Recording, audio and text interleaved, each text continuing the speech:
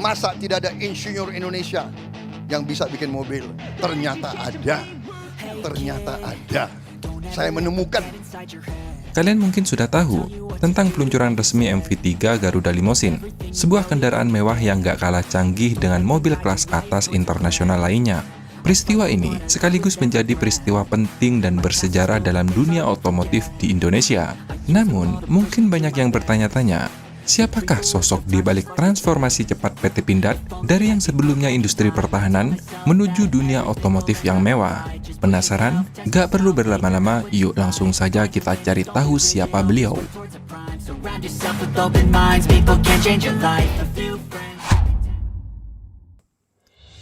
PT Pindad memang selalu dikenal dengan industri pertahanannya di dalam negeri. Tapi siapa sangka, kini berhasil menggebrak panggung otomotif di dalam negeri. MV3 Garuda Limousine yang memiliki tampilan elegan dan syarat akan teknologi canggih memang tak bisa dipungkiri. Sebuah pencapaian yang tak terduga yang sekaligus menandai babak baru bagi Indonesia dalam meraih kemandirian di sektor otomotif. Tapi, kenapa mereka bisa tiba-tiba menghadirkan kendaraan mewah seperti MV Garuda Limousine? Terlebih, kendaraan ini memiliki desain yang elegan, spesifikasi yang dimilikinya pun tak main-main, dan teknologi terbaru yang disematkan pasti bukanlah orang yang sembarangan di balik semua ini. Tapi, tunggu, kita flashback sebentar. Sudah sejak lama, Prabowo Subianto yang saat ini menjadi presiden kita, meyakini bahwa Pindad akan menjadi pionir dalam industri otomotif nasional. Ada profesor Indonesia, lulusan MIT. Hari pertama dia lulus dari MIT, direkrut oleh General Motor. Dia kerja di General Motor kalau nggak salah 13 tahun atau 15 tahun. Saya dengar ada orang itu, saya dengar bahwa dia sudah kembali ke Indonesia. Saya tarik dia, Profesor, daripada Anda hanya ngajar di ITB, sangat penting, tapi Anda tetap ngajar di ITB, tapi Anda jadi direktur produksi teknologi di Pindad, dan itu hasilnya adalah mobil buatan Indonesia. Kepercayaan diri ini bukanlah tanpa alasan. Ini berakar kuat pada talenta yang dimiliki oleh salah satu putra terbaik bangsa. Siapakah dia? Dia adalah Insinyur Sigit Puji Santosa. Saat ini, Insinyur Sigit Puji Santosa menduduki jabatan Direktur Teknologi dan Pengembangan di PT Pindad, orang yang paling bertanggung jawab atas segala hal yang berkaitan dengan inovasi, penelitian, dan pengembangan produk baru. Pasti banyak dari kalian yang belum kenal, khususnya bagi masyarakat umum. Tapi, dialah pemikir di balik inovasi-inovasi besar yang nanti membawa Pindad menuju jalur gemilangnya. Insinyur Sigit Puji Santosa lahir di Pacitan pada 19 Juli 1967. Dia adalah salah satu putra terbaik bangsa dengan prestasi akademik yang luar biasa. Ia lulus dari ITB dengan predikat cum laude di bidang teknik mesin di usia 24 tahun. Kemudian di usianya 28 tahun, ia melanjutkan studinya ke Massachusetts Institute of Technology atau MIT yang ada di Amerika. Beliau berhasil meraih gelar master dan doktor di usianya yang masih 32 tahun, sebuah pencapaian yang hanya dapat diraih oleh segelintir orang dengan kemampuan intelektual yang luar biasa. Selepas dari MIT, kecemerlangan karirnya pun segera menjadi bukti bahwa Insinyur Sigit Puji Santosa bukanlah orang yang sembarangan.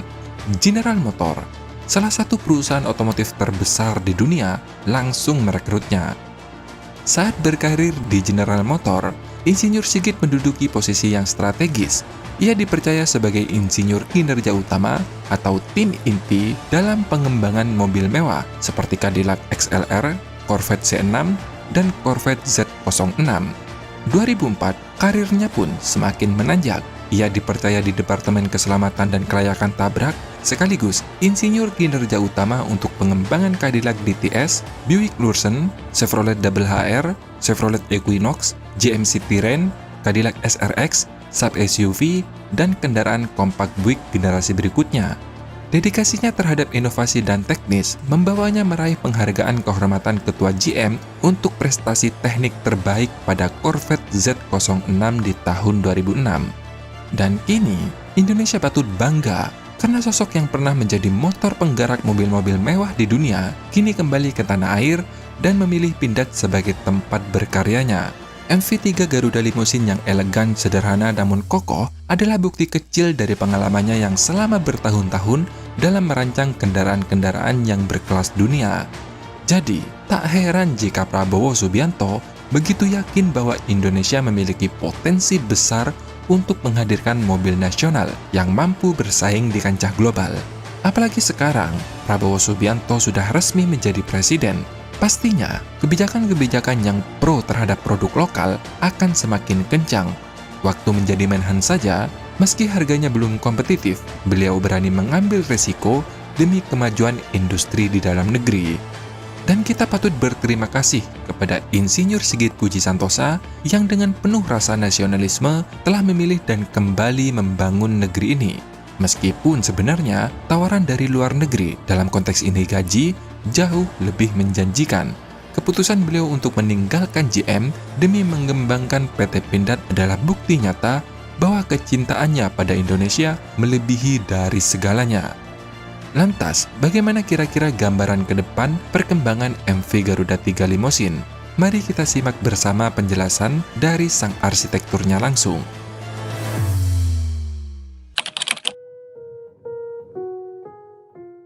Ada kebutuhan di mana untuk kebutuhan Bapak Presiden kita memerlukan maung yang bersifat eksklusif untuk Presiden yang memiliki kemampuan jelajah yang cukup baik karena medan yang akan digunakan oleh beliau, dan juga ketahanan dan keamanan terhadap potensi-potensi keamanan terhadap beliau. Dan kami kembangkan maung limusin ini dengan tentunya harus luxurious, VIP quality dari si eksterior dan interior.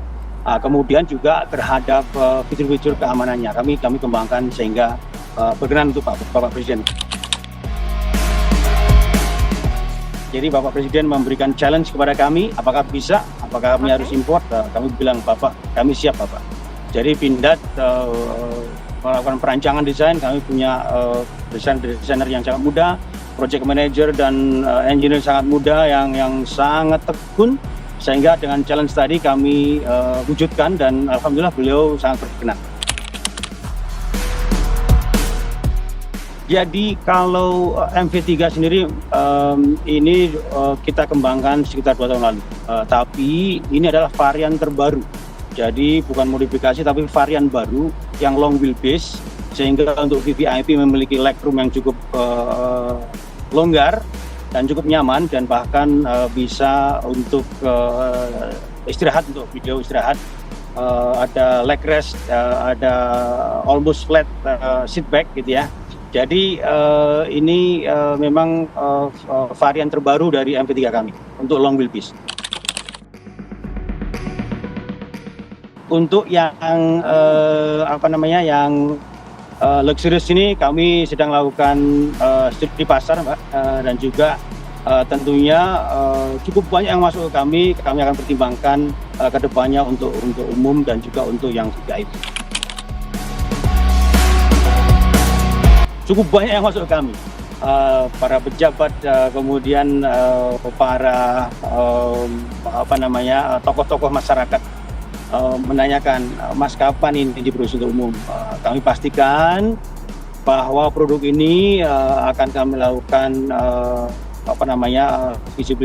feasibility study terhadap market, dan juga kami akan lakukan juga sertifikasi ke Kementerian Perhubungan untuk sipil. Kalau yang militer sudah masuk. Ke depan intinya berapa lama tergantung kepada hasil due diligence kami. Berapa harganya? Ya mungkin ini antara ini, Mbak, sebagai patokan aja, Mbak. Up level Fortuner dan up level Pajero, dan yang atasnya nanti kita batasin di angkanya Rubicon, Mbak. Jadi kami ingin kompetitif lah. Ini adalah niche market yang kami tidak ingin berlawan head to head dengan yang lain. Kami ambil di tengah-tengah aja. Nah, itu guys informasi kali ini. Semoga video ini menginspirasi generasi-generasi muda kita untuk menjadi insan yang lebih bermanfaat bagi nusa dan bangsa. Terima kasih sudah menonton, sampai jumpa di next video. Dadah!